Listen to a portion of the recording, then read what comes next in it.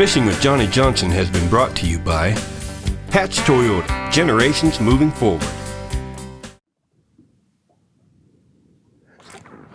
Got him. Nice smallmouth. Ooh, Lake Havasu smallmouth, folks. Oh my goodness, look at the size of that bass.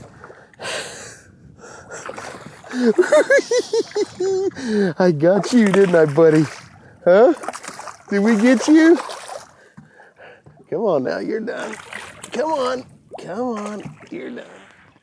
No. Ah. Wow, look at that smallmouth, folks.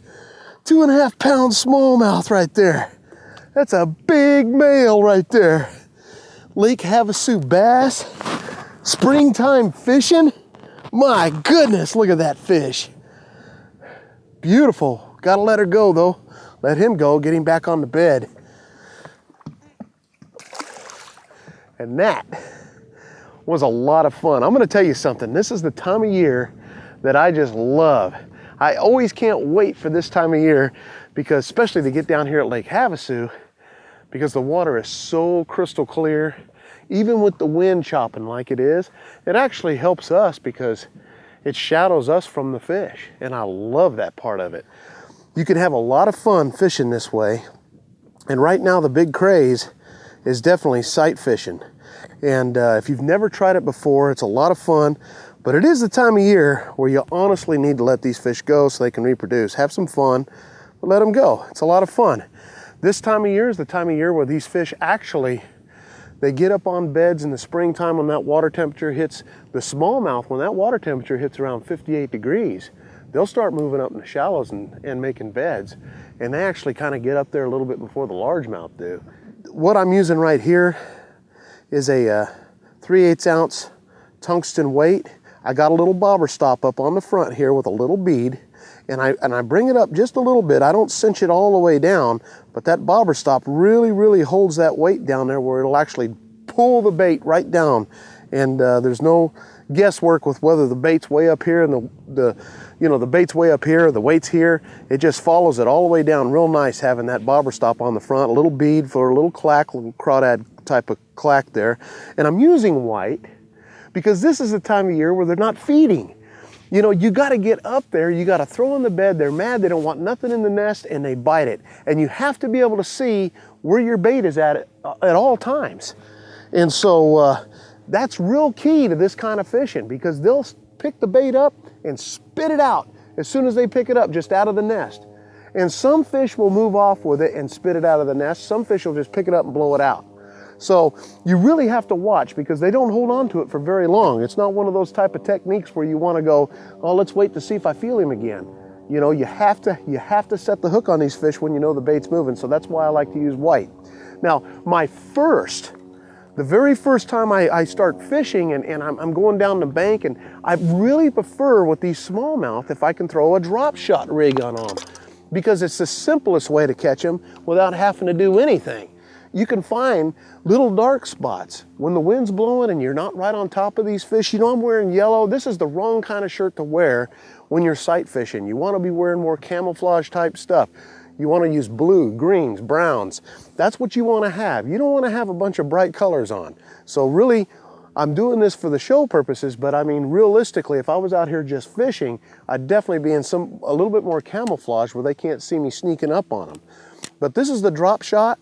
The drop shot's used year-round, and we've used it for a long time. But this is the time of year where you want your drop shot to be anywhere from 6 to 8, no more than 12 inches when you're fishing bedfish, because you want this bait to be right down in there on the nest.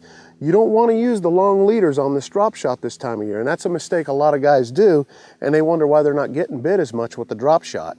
You want to use a short leader with this drop shot. But this is usually the first one I like to throw in there. Anything with a little chartreuse because they don't like bluegill. So you want to use anything with a chartreuse pattern where you're not actually seeing it. This is the type of technique like I said, when you can see the bed. And what happens is you're going down and you see all this beautiful clear water, everything looks great, and then all of a sudden you'll see a black hole. Here at Havasu, that's what we're seeing, a black hole, and I mean, it looks circular. So what I'll do from a distance is I'll just take my drop shot bait and I'll throw it up into that black hole, maybe a little bit past it, and then bring it by, okay? And let the fish have an opportunity to grab it at that point without you having to go in there and actually sight fish him out of there. Now, if I don't get bit in there and I think there's a fish in there and I move in and I see there's a fish in there and he hadn't bit the drop shot, and a lot of times the only reason they haven't bit that drop shot is because of pressure, because they may have been caught before. You know, there's a lot of boats on this lake. I'll guarantee you these fish have all been caught. And so anyways, if this does not work, then that's when I'll move in and I'll get a mad bit. And that's why I like to use that white, and I'll use a Texas rigged, whether it's a tube bait or something a little bit heavier too. I don't have to go to that. When you go in to make these fish mad, I'm using 6-pound test line on my drop shot, hoping they don't see the line and just going in there trying to get them naturally. If that doesn't happen, that's when I pick up the big stuff, and I'll use the heavy line, because you can throw a coat hanger in on these fish, even in this clear water. Believe it or not, this is 14 to, I think, 17-pound test line. That way I know I can go through and catch some of these big largemouth too if they're in the tulies. But that fish hit this. You know, you drag it through the nest a few times and they'll come up and whack this thing. But we're gonna go through today and show you that right here on Lake Havasu. I'm in my brand spanking new Nitro boat from Bass Pro Shops. I'm so excited. We're actually doing break-in while we're doing a show. So we're having a good time right here. Stay with us right here on Fishing with Johnny Johnson. I'm gonna show you some more Lake Havasu bass right here in the spring. Hey Johnny, this is the one I want. All right, pitch up to it real easy. Okay. I got one. Oh my goodness, it's a good one. When you're fishing for a truck, stop by Hatch Toyota in Show Low, where you can catch a keeper. Rated by J.D. Power and Associates, the most dependable large pickup 6 years in a row, the Toyota Tundra. Thanks, Johnny. He came out and looked at my bait, but he didn't want to hit it. Now, here's the deal.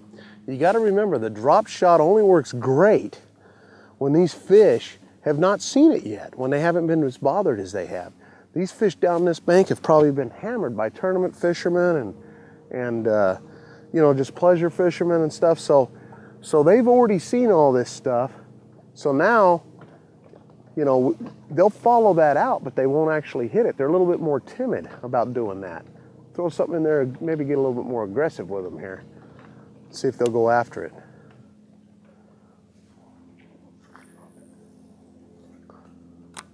It's all about boat positioning a lot of times when you do this kind of fishing too. You got to remember, any time that you got to get close to these fish, that if you throw towards the back of the bed, they'll actually be looking towards the bank instead of looking at you, because they see it coming through the water. So that kind of helps you a bunch too. And your best bet is always have the sun, where they got to look into the sun to see you. You got to remember that playing with these fish is a cat and mouse game. It really is. You got to figure out what little tiny techniques work for you to get him to look at it sometimes, you know, instead of just not looking at it. I had him on right there and I lost him. He had the tail though. See, that's why I like to use compact baits too, is because, man, that's what they'll do. They'll just grab that tail. But I'm gonna leave it just like that because it's got just enough action on it, and I'll show you, it really doesn't matter if the bait's full or not full. I mean, it's, because I can get a hook in there, I'm gonna try it just as a grub, just like this. Now that we got him a little bit hot, we might be able to catch him.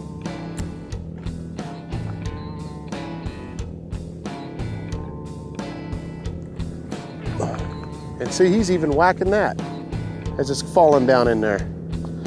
A lot of times when you get a fish hot, you don't want to quit throwing in there, because you don't want him to start relaxing. He's getting all nervous and wanting to make sure everything's out of there, whatever's in there bothering the nest.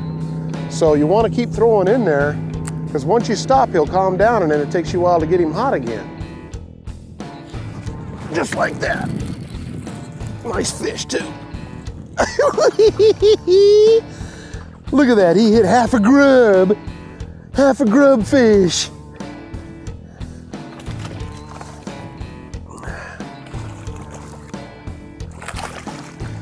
Look at this. Come on, buddy. All right, you're done. Boy, he's still shaking. He's mad.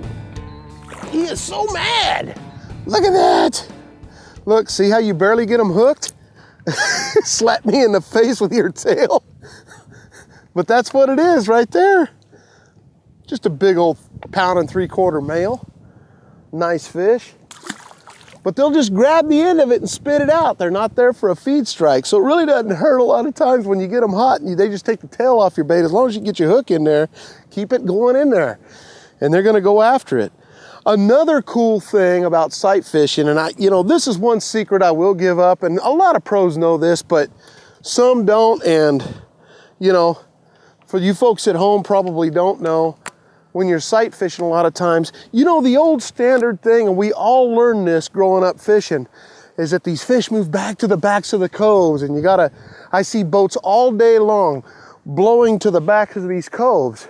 And after a while, these fish have either been caught, they're harder to catch, they still might be there, but they're harder to catch, they've seen everything. I've won a lot of tournaments sight fishing in areas where guys don't even look. And I've learned, and it was by mistake, by doing a lot of fishing, because I didn't want to fire up my big motor, I'd go from one cove to another. I learned that a lot of these smallmouth will actually spawn on these long flats that are out on these points of the main lake. So you always want to check those out, because those are the fish that are going to be more aggressive because they're not hit as much. So, and there's pros that know that, but a lot of folks don't know that, because I'll tell you what, as much fishing as I do, anytime I'm at, I don't care if it's Lake Pleasant, Roosevelt, even down here at Havasu, all the guys go to the back of the coves, and those fish have been hammered. And if I want to keep sight fishing a 2 or 3 day tournament, you have to think outside the box a little bit and understand that not all the fish do the same thing at the same time. And they will move out on these points and spawn where they're not bothered. And boom, there you go. My right hand was going numb on me all the time. I really thought this was career ending for me. Then I found Dr. Michael Fitzmaurice. He looked at my hand, walked me through step by step of what was happening and what he needed to do. Minimal invasive hand surgery and instant relief. I was back to fishing in a week. Carpal tunnel and tennis elbow is no fun. I highly recommend Fitzmaurice Hand Institute. Call for your appointment today at Fitzmaurice Hand Institute. You don't have to live with the pain. Call toll-free 855-480-HANDS or visit fitzhand.com. I can see the bait great. Falls right down in there. I'll just keep working it too until I find that one little key that really makes him strike it real hard. That little tiny silver dollar spot. Got him. We got him. That's what I'm talking about, folks. Right there. Oh my goodness, that's a nice smallmouth. Boy, they got shoulders in here. Woo! I got ya. I got ya. Come on, baby. Come on up into my brand new nitro boat. All right, come on. Oh! Look at that. When you're hooking them in the lips and stuff like that, you know exactly that the problem is, look at that fish. That's a 2+ pounder, man. Beautiful smallmouth. You got it good, didn't you? He wasn't going nowhere. I'm gonna have to get the pliers out on that bad boy. Got it in there good. There we go. That way you don't mess with them too much. That's a beautiful bass right here, Lake Havasu. Boy, that's a 2.5 pounder. That's a good fish. See you, buddy. That is so much fun. He kept grabbing the tail, and that's basically saying, get out, get out. I don't know if he's trying to be nice. You play those cat and mouse games with these fish, they got personality just like we do. And he finally just got angered and whacked it good. But that was a ball on this little grub. Oh man, he went for it. He's going for it. He's like, get out of there. They get so aggressive, these smallmouth. Oh, he hit it right there.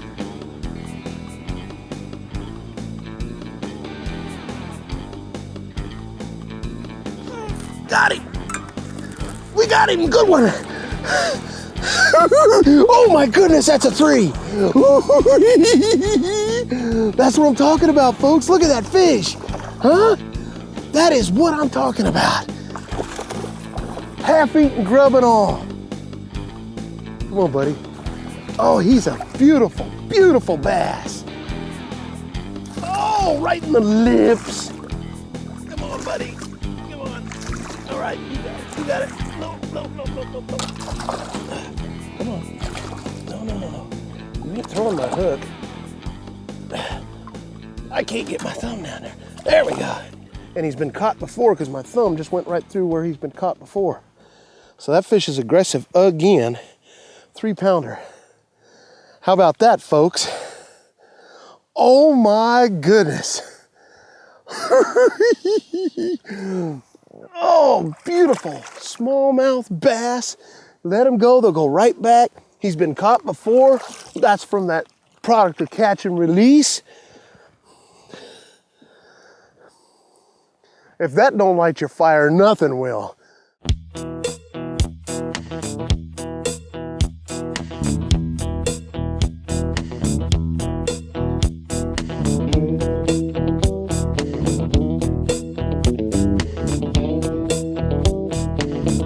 Have you been injured in an accident? Call Suzuki Law Offices today for your free consultation and speak to me. Do not talk to the insurance company. The insurance company is not your friend. They're trying to work what's in their best interest. At Suzuki Law Offices, we're here to work for what's in our client's best interest. Call Suzuki Law Offices for your free consultation, and we will aggressively fight for you. We don't get paid until our clients get paid. Call Suzuki Law Offices and see the difference. We got him. That's a drop shot bass right there.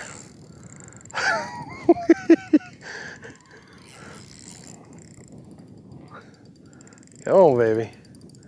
It's a nice drop shot. One of them be one of the smaller fish we caught all day on a drop shot, but I mean, just throwing up in front, I saw the bed, I thought I'd throw up there and see if there was anything in it. And that's how you find out real quick a lot of times when these fish haven't been messed with. Get back in some areas where they haven't been messed with, and you can get them on these drop shots. That was on that bold bluegill color too. Oh, he's not a bad one though. But he was up there way shallow. You know, beautiful bass. Drop shot rig, you know, like I said, one of my favorite rigs to take down through when you can see good enough, when the little holes and stuff. If I'm going down the bank and I got my trolling motor on high, it's gonna be the drop shot. I just shorten the leader up on it, use a 3/16 or a 1/4 ounce weight, and just shorten the leader up on it. That's all you have to do. And once it hits the bed, it's just such a natural way for it to fall. A lot of times if the fish haven't been messed with, they'll hit that first. And you won't have to go through the headache of trying to figure out how to catch them, on the bed like that.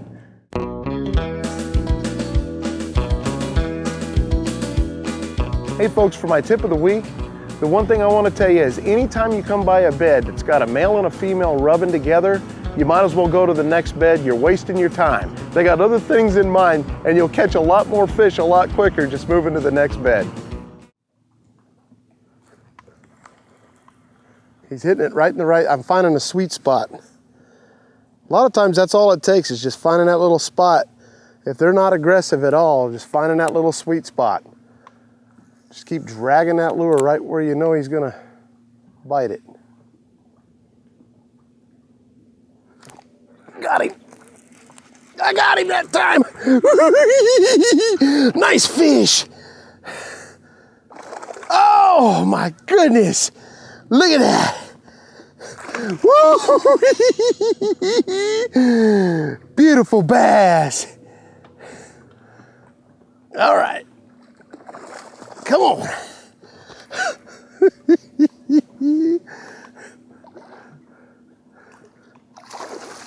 Oh, come on. Get over here. Get over here. Get my finger. Oh, no, come on. Ah! is another 2 3/4, 3 pound bass right there. There you go, buddy. Woo! Nice fish. I'm telling you, just going down the bank, being patient. That fish was not aggressive at all. We had to find that little dollar spot right there, that silver dollar spot, and he would keep hitting it right there if I kept dragging it through that one spot. That's how you catch them. We had a great time today on Lake Havasu. We're back at Bass Pro Shops, did the break-in maintenance on my Nitro Z9. I want to thank everybody at Lake Havasu's Days Inn for the hospitality they gave us while we stayed there. And don't forget, pick up some white grubs. You can do it right here at Bass Pro Shops. Get out there this time of year, have a lot of fun catching them bedfish, but don't forget, put them back when you catch them. Till next time, we'll see you on the water. I'm Johnny Johnson. That's what I'm talking about.